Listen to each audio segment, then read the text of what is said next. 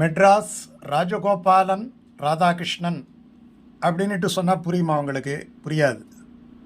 ஆனால் இந்த மெட்ராஸுங்கிறதுல எம் எடுத்துக்குங்க, ராஜகோபாலன் ஆர் எடுத்துக்குங்க, ராதாகிருஷ்ணனில் ராதா மட்டும் எடுத்துக்குங்க. இப்போ பாருங்கள், எம்ஆர் ராதா, அதாவது மெட்ராஸ் ராஜகோபாலன் ராதாகிருஷ்ணன்.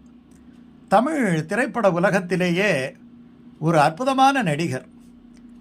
அதாவது சிவாஜிக்கு நிகரான நடிகர்கள் இல்லை அப்படி என்று பொதுவாக சொல்லுவார்கள். ஆனால் சிவாஜியே கொஞ்சம் பயப்படுற மாதிரி இருக்கக்கூடிய நடிகர்கள் ஒரு சில பேர் இருக்கிறார்கள் என்று சொன்னால் அதிலே ஒருவர் இந்த எம்ஆர் ராதா. அவர் 1907, எம்ஜிஆரை விட ரொம்ப சீனியர். அவர் ஏப்ரல் 14 பிறந்தார், 79 காலமானார். ஒரு சிறந்த நடிகர், ஒரு சிறந்த அரசியல்வாதி. பெரியார் அவருக்கு நடிகவேள் அப்படின்ட்டு ஒரு பட்டத்தை அவருக்கு தந்தார். பெரும்பாலும் பார்த்தீங்கன்னா அந்த வாய்ஸ் மாடுலேஷன்லேயே அடிச்சுட்டு போயிடுவார் மனுஷன். குள்ளமாக இருந்தாலும் கூட அந்த பர்சனாலிட்டியை தன்னுடைய நடிப்பினாலே ரொம்ப அற்புதமாக அவர் காண்பித்து அந்த மாதிரி நடிக்கிறதுக்கு, அந்த மாதிரி ஒரு வாய்ஸில் பேசுகிறதுக்கு அவருக்கு வில்லனாகவும் நடிக்க தெரியும், நகைச்சுவை நடிகராகவும் நடிக்க தெரியும், குணச்சித்திர நடிகராகவும் நடிக்க தெரியும். அவர் பிறந்தது சென்னையில் சிந்தாரிப்பேட்டை. ஒரு அம்மா கூட சின்னதாக ஒரு சண்டை, அந்த சண்டையில் பார்த்தீங்கன்னா வீட்டை விட்டு வெளியில் போயிட்டார். அதற்கு பிறகு ஒரு நாடக கம்பெனியிலே சின்ன நடிகை, அதாவது 10 வயசு சிறிய கதாபாத்திரங்களிலே அவர் தோன்றுகின்றார். அந்த நாடக பாணிங்கிறது அவருக்கு அத்துப்படி ஆயிடுது. 5000க்கும் மேற்பட்ட ஒரு மேடை நிகழ்ச்சிகள், எதை பற்றியும் கவலைப்படாமல் அது அற்புதமாக நடித்தவர் எம்ஆர் ராதா.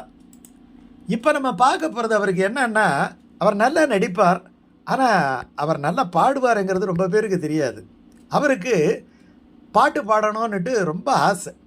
அது சிவாஜி கணேசன் நடித்த ஒரு படத்தில் அவர் கேட்குறார், ஏன் எனக்கு ஒரு வாய்ப்பு தரக்கூடாதா, இந்த பாட்டை நான் பாடுறேனே அப்படின்ட்டு எம்எஸ்வி கிட்ட போய் கேட்குறார். எம்எஸ்வி சாதாரணமாகவே அவரே சிறந்த பாடகர், ஆனால் அவர் பாட மாட்டார்.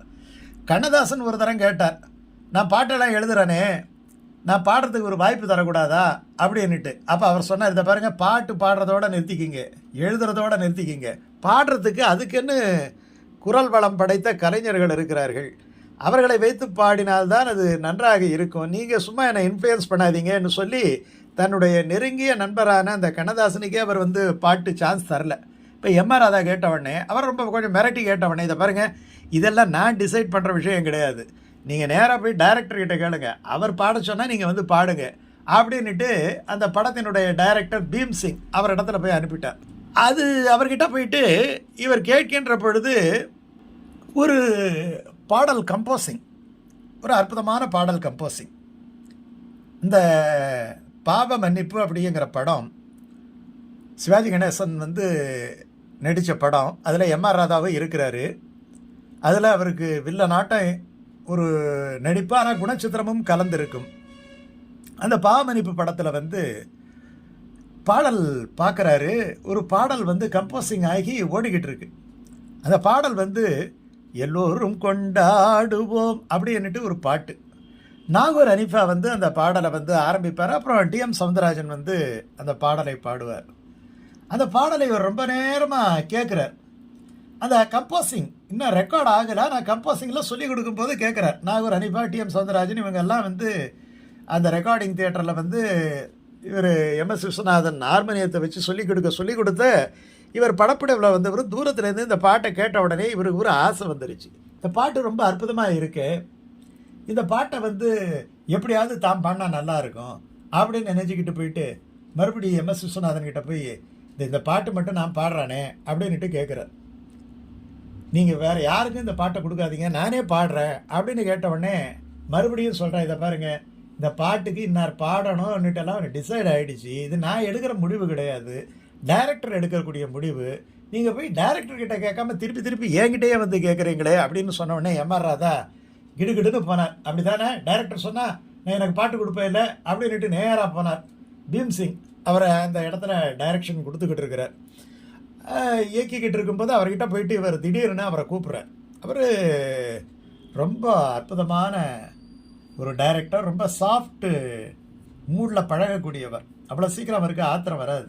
இப்போ போயிட்டு எம்ஆர் ராதா போயிட்டு இந்த பாருங்க இந்த பாட்டு வந்து ரொம்ப நல்லா இருக்காங்க, எம்எஸ்வி கம்போஸ் பண்ணிக்கிட்டு இருக்கிறார், அந்த பாட்டு எனக்கு நீங்கள் கொடுங்க, நான் நல்லா பாடுவேன், நாடக மேடையிலலாம் பாடியிருக்கிறேன், என்ன சாதாரணமாக நினச்சிக்கிட்டீங்க, இந்த பாட்டு ரொம்ப நல்லா இருக்குது, இந்த பாட்டை நான் தான் பாடணும், எனக்கு அந்த வாய்ப்பை தாங்கங்கிறார். இவரை எப்படா சமாளிக்கிறது அப்படிங்கிறது அவருக்கு தெரியல. உடனே கொஞ்சம் யோசனை பண்ணி பார்க்குறார். நீங்கள் பாட்டு நல்லா இருக்குது, ரைட்டு தான், ஒன்றும் தப்பு கிடையாது, ஆனால் நீங்கள் வந்து இந்த படத்தில் வந்து வில்லன் கேரக்டர்லாம் நடிச்சுக்கிட்டு இருக்கிறீங்க, அந்த பாட்டு வந்து கதாநாயகன் பாட வேண்டிய எல்லோருக்குமான பாட்டு, உங்கள் கேரக்டரே வேறு, உங்கள் கேரக்டர் போய் அந்த பாட்டை பாடினா எல்லோரும் கொண்டாடுவோம் அல்லாவின் பெயரை சொல்லி நல்லோர்கள், நீங்கள் நல்லோர்கள் பாடுற மாதிரியா இதெல்லாம் நடிக்கிறீங்க, இதில் செய்கிறதெல்லாமே மோசமான காரியத்தை செஞ்சுட்டு அந்த பாட்டை போய் உங்களுக்கு பாடினா அது எப்படி செட் ஆகும், ஆகையினால உங்களுக்கு இந்த பாட்டு செட் ஆகாது, நீங்கள் பாடின அவ்வளோதானே, சந்தர்ப்பம் வராமலா போயிடும், வேற ஒரு பாட்டு உங்களுக்காகவே ரெடி பண்ணி தரேன், இப்போ நீங்கள் போய் நடிங்க அப்படின்ட்டு ஒரு வழியாக அவரும் கொஞ்சம் யோசனை பண்ணி பார்க்குறார். ஆமாம், தான் நடிக்கிற கேரக்டருக்கே சம்மந்தம் இல்லாமல் தான் ஒரு பாட்டு பண்ணால் அது எப்படி படத்தில் எடுபடும் அப்படின்ட்டு நினைக்கிறார். நினச்சிக்கிட்டு அவர் கொஞ்சம் கூலாக போயிடுறார். எம்எஸ் விஸ்வநாதன் கிட்ட போய் சொல்லும்போது அதெல்லாம் எனக்கு தெரியாது, நீ போய் டைரக்டரேட்டை கேளு அப்படின்னு சொன்னவொடனே கொஞ்சம் ஆத்திரப்பட்டவர் இப்போ ரொம்ப டாக்டிக்கலாக பீம்சிங் சொன்ன உடனே கொஞ்சம் அவருக்கு வந்து மனசு வந்து ரைட், இன்னும் ஒரு சந்தர்ப்பத்தில் பார்ப்போம், இப்போ நம்ம நடிக்கிற கேரக்டருக்கு இந்த பாட்டு எடுபடாதுன்னு சொல்கிறாங்க, அது வந்து கரெக்டு தானே, ஏன்னா நியாயமாக இருந்தால் அவர் ஏற்றுக்கக்கூடியவர் இல்லையா, அதனால் ரைட்டு இன்னொரு பாட்டை பார்ப்போம் அவ்வளோதான் அப்படின்னு நினைக்கிட்டு போய் அவர் பேசாமல் உட்கார்றாரு. அதுக்கப்புறம் நல்லா கோஆப்ரேட் பண்ணி அந்த படம் ரொம்ப ஹிட்டு, ரொம்ப அற்புதமாக நடித்து தர்றாருன்னு வச்சுக்கிங்க. சிவாஜி கணேசன் சொன்ன மாதிரி அவர் கொஞ்சம் கொஞ்சம் யாருக்கும் பயப்படாதவர், அவர் யாருடைய நடிப்பு அவருடைய நடிப்பை விஞ்ச விடாமல் பார்த்து கொள்கிறவர் அவர்.